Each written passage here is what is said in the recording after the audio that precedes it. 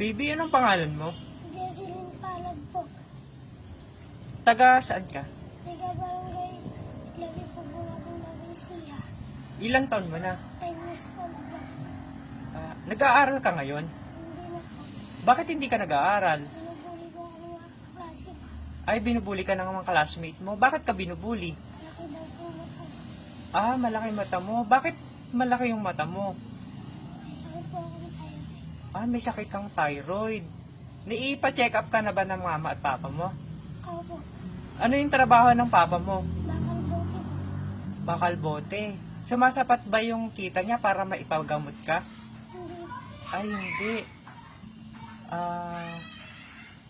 Kung ikaw ay mabibigyan ng chance na humingi ng tulong, ano yung pwede mo sabihin sa mga netizen para tugunan yung karamdaman mo? Gusto ko po umaling.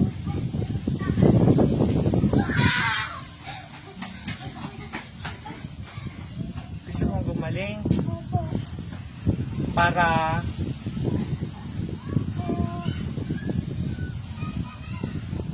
Para po makapag-aral. Gusto mo na ba mag-aral ngayon? Opo. Ayun. Siya po si Jesselyn, humingi po ng tulong kasi hindi po sapat yung kita ng magulang niya. At gusto niya rin po makabalik sa pag-aaral. Kung sino man po yung may bukas na loob yung kalooban, sana po tulungan niyo sila. Maraming salamat.